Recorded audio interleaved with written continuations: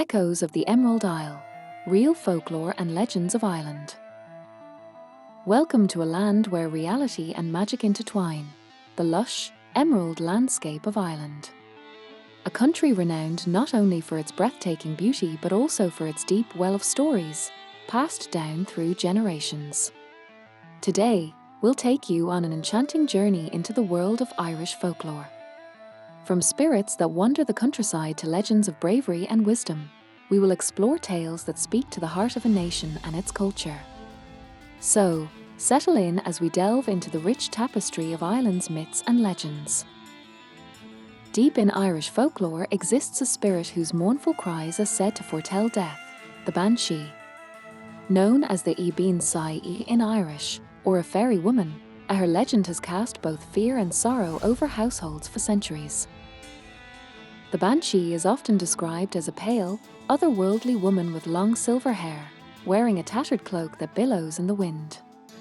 Her most chilling feature is her wail, a keening sound so sorrowful it is said to pierce the soul. Tradition holds that her cries are not random but rather tied to specific Irish families, particularly those with old Gaelic surnames like O'Connor, O'Neill, and O'Brien. The stories of the Banshee remind us of Ireland's ancient association with death and mourning rituals. In many cases, she is not seen as malicious but as a warning of passing, a symbolic bridge between worlds. Imagine hearing her echoing cry on a still, moonlit night. How it would make the hairs on the back of your neck stand on end. Her tale survives not only as a fascinating supernatural story, but also as a reflection of Ireland's deep respect for family and ancestry. Long before humans tread the hills of Ireland, it is said that a race of godlike beings called the Tuatha De Danann ruled the land. These mystical figures, often described as possessing immense beauty, wisdom, and magical powers, came to Ireland in the mythological cycle, a revered part of Irish lore. The Tuatha De Danann were warriors, poets, and magicians, tied to such grand feats as the shaping of the Irish landscape itself.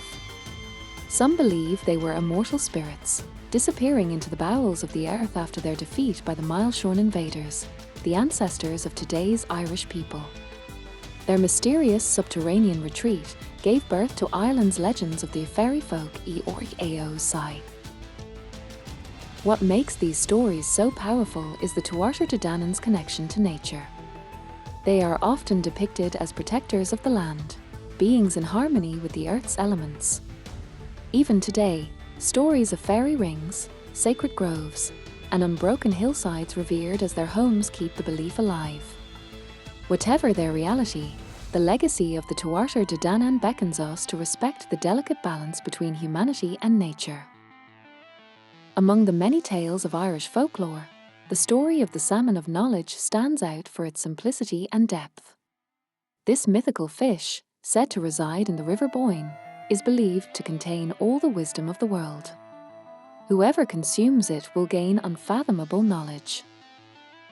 The most famous recounting of this story features Fionn Mac Cumhaill, or Finn Mac Cool, a young warrior of Irish legend.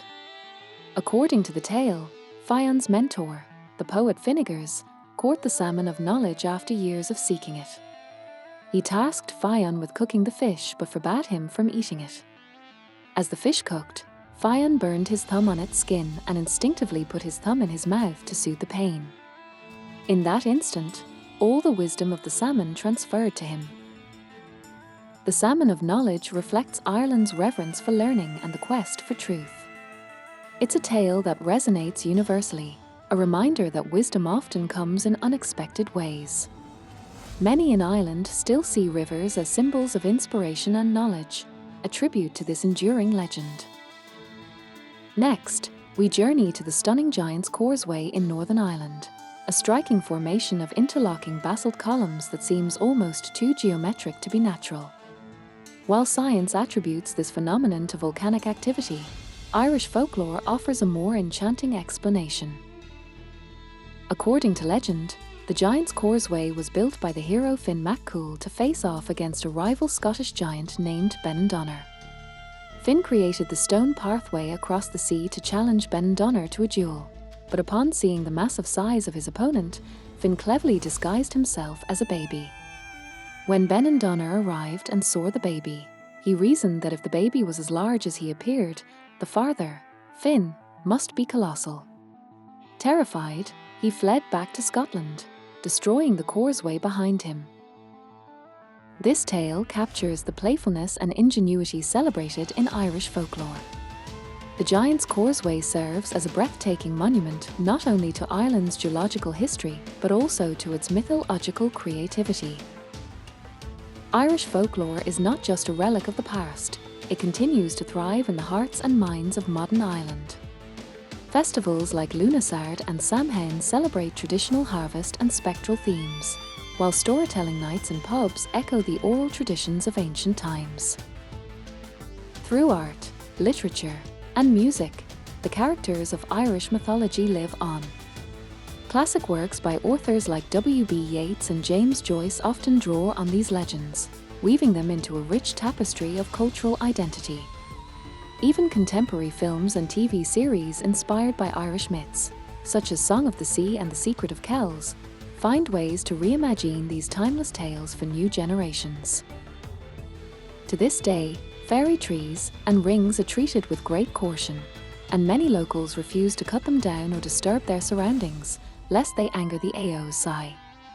The past continues to whisper to the present, in ways that are as subtle as they are significant. From the windswept cliffs of Moher to the shadowy depths of Glendalough, Ireland is a land where nature and myth seem like one. The rolling countryside, mist-laden forests, and clustered stone circles create an almost otherworldly atmosphere that has inspired countless legends. Take the ancient hill of Tara, for example, once believed to be the seat of the High Kings of Ireland and a mystical gateway between worlds. Or Newgrange, an ancient burial mound aligned with the winter solstice, said to be connected to the gods. These locations are more than historical sites, they are portals to the stories of old. Ireland's landscapes are not merely beautiful, they are alive with stories. Each bend in a river or rise in the hills seems to hold its own legend, inviting you to look beyond what is visible and imagine what might lie unseen. What makes Irish folklore so enduring? Perhaps it's the universal themes that anchor these stories: death and mourning, wisdom and learning, bravery and ingenuity, the harmony between humanity and nature. The myths of Ireland remind us of the power of storytelling in preserving history and identity.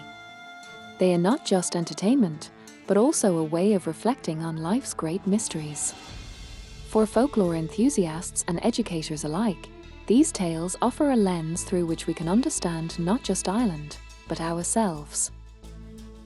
As we come to the end of our journey, let us leave with a sense of wonder for the myths of the Emerald Isle.